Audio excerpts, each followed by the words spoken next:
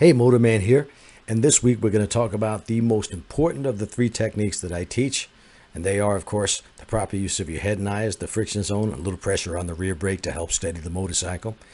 And this exercise is called the offset cone weave. It's a series of quick left to right transitions or left turns and right turns. And the reason I say head and eyes is the most important of the three techniques is because you use it at all speeds. At least you should be using it at all speeds. And the reason I say that is because if you don't look where you want the motorcycle to go, you tend to run into either the car that's turning left in front of you or the guardrail on a winding road. Now, the turns you see right here are similar to turns you'll find on a severely winding road like the Tail of the Dragon, and of course there's other roads all over the country. I'd say Tail of the Dragon because you could watch any of those videos and see riders running off the road on the Dragon, and it's generally because they're not looking where they want to go. They're looking in all the wrong places. Now, you can learn this head and eyes technique at high speeds, but that's where you can make a mistake and get really hurt. If you fail to negotiate a curve at 50 or 60 miles an hour, the results could be catastrophic.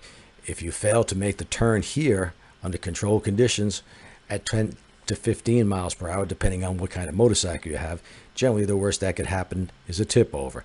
And usually those tip overs happen because the rider's going too slow. They slow down at 2 or 3 miles an hour, and of course they bike tips over because there's not enough force pulling you forward versus gravity, which is pulling you to the ground. Now, the rider you see coming through here is still working on that technique, is having problems with it, didn't turn his eyes to the right, so he didn't make it through the very last gate. That happens an awful lot on this exercise until riders really get the hang of it. Now, some of the riders you'll see here have practiced prior to getting there, and they're excellent at it, as this rider is right here. He has no problem leaning the motorcycle, turning his head and eyes, and looking only where he wants to go. And where he wants to go is between those two cones. We call that a gate because the rider has to pass through it. If you look where you want to go before you get there, it's actually easy. If you don't, if you're hesitant about turning your head and eyes, as this rider is coming up here on an Indian, yeah, it's quite a difficult exercise because you got to transition quickly from left to right and right to left. Now let's see if he makes it through this next gate. And he does, going a little slow. Didn't get his head and eyes around quick enough and almost drops the motorcycle because he also slowed down to about 2 or 3 miles per hour. Same thing with the rider coming up here on this Indian.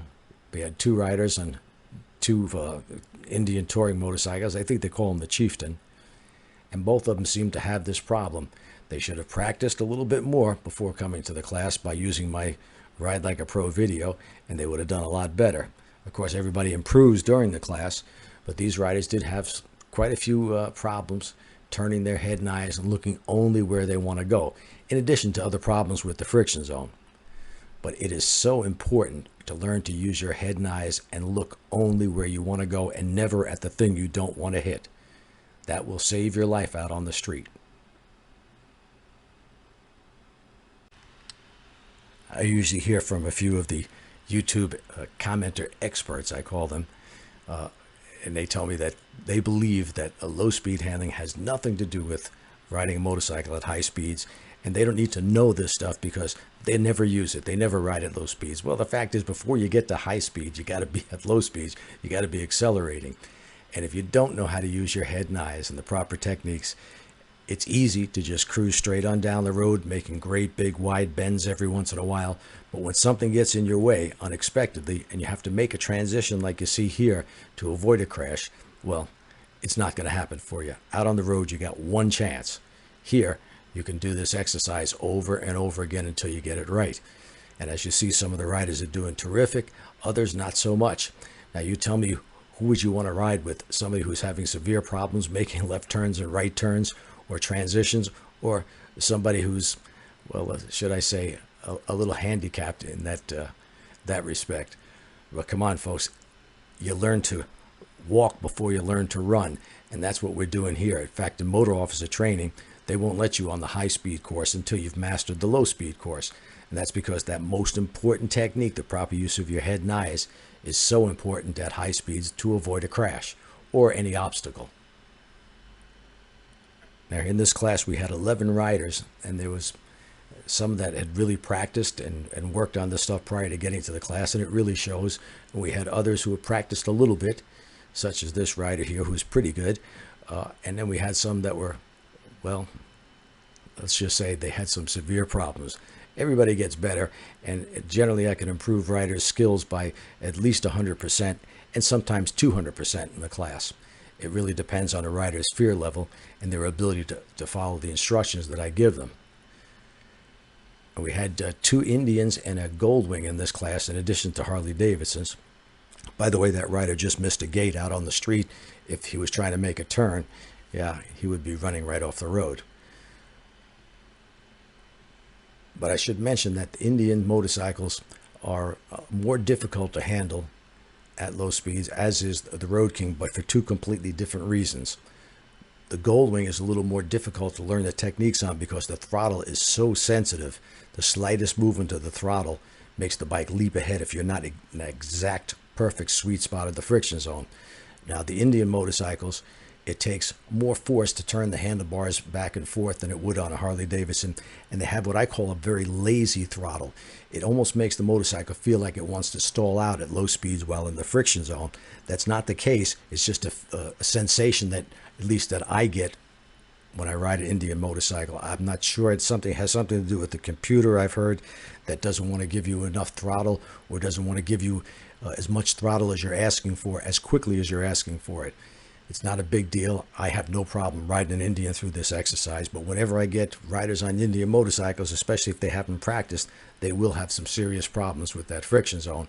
And of course, combine that with the inability to turn your head and eyes quick enough, and yeah, you're going to have some problems until you get the hang of it. This rider is just not getting his head around fast enough, plus he's going too slow, so he has to go outside the gate. Out on the streets, you don't have that luxury. You can't jump over the curb or a guardrail.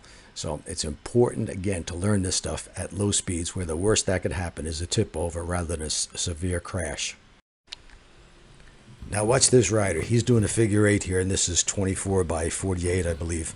He has mastered head and eyes, the friction zone, and of course a little pressure on the rear brake.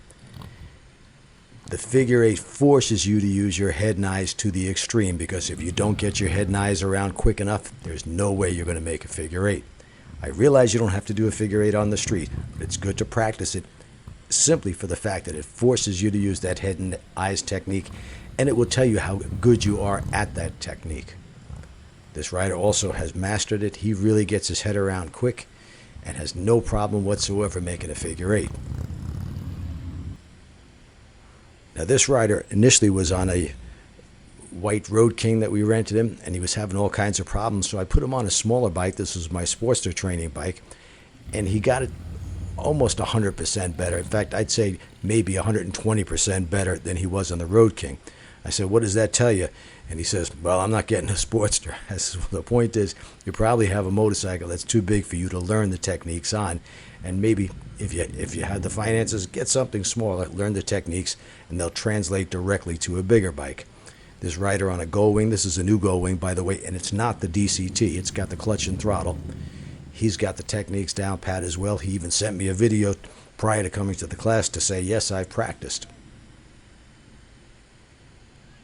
Now, this rider on the Indian doesn't get his head and eyes around near fast enough and runs right out of the exercise. That's very common. Got to learn that technique. It'll save your life out on the road. Till next time, this is Motorman signing out.